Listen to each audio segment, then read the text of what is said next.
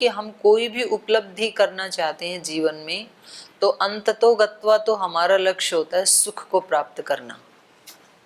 किसी भी उपलब्धि से हमें सुख होता है, इसलिए हम उस उपलब्धि के लिए प्रयास करते हैं।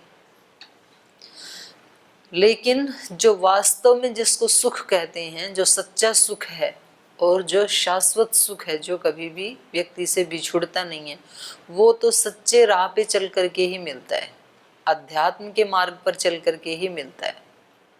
तो कभी भी व्यक्ति को झूठ, छल, कपट, फरेब का रास्ता अपना करके कभी कोई उपलब्धि प्राप्त करने का विचार भी मन में नहीं लाना चाहिए। करना तो बहुत दूर की बात है, अपने पुरुषार्थ से धर्म के मार्ग पर चलते हुए।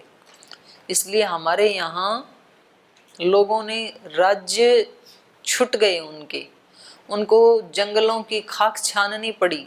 स्वयं रामायण में ही मर्यादा पुरुषोत्तम श्री राम, माता सीता जो ऐसे राजमहलों में पले, ऐसे राजभोग उनको उपलब्ध होते थे, और कहाँ जंगल में सामान्य खाना भी नहीं मिलता है, उसको खाना स्वीकार किया। लेकिन अपने संकल्प को तोड़ना, अधर्म के मार्ग को अपनाना, उसको स्वीकार नहीं किया। और ये धर्म अधर्म जो है ना, ये ऐसा नहीं है कि गुरुकुल में आ गए तो हम सब धार्मिक हो गए और गुरुकुल के बाहर जो रहते हैं वो सब अधार्मिक हैं, ऐसा नहीं है। गुरुकुल के बाहर रह के भी कोई व्यक्ति धार्मिक हो सकता है, होते भी हैं भी। आप लोग जिन माता पिता से, जिन घरों से आए हैं, तो वो लोग यदि धार्मिक नहीं होते तो आप भी यहाँ कैसे पहुँच पाते? तो बाहर रहते हुए भी धार्मिक हैं। और कोई व्यक्ति यहाँ आकर के भी अधार्मिक हो जाता है, सुख के लिए धर्म को छोड़ देता है, व्रत को छोड़ देता है, अपनी प्रतिज्ञा को छोड़ देता है छोटे से सुख के लिए। और कई बार बड़ा सुख छोड़ देता है, छोटे वाला नहीं छूटता है। नौकरी छोड़ के आ गया व्यक्ति, माता पिता को छोड़ के आ गया, और जो संसार के सुख होते हैं उनको छोड़ के आ गया, लेकिन एक समोसा नहीं छोड़ा गया। छोटे छोटे जो उपवास किए जाते हैं, कोई एकादशी, कोई पूर्णिमा, कोई अहिंसा का, सत्य का, ब्रह्मचर्य क्या व्रत, ये ही तो होते हैं। अब बातें हम बड़ी बड़ी करते हैं, मोक्ष के नीचे बात करते नहीं हैं।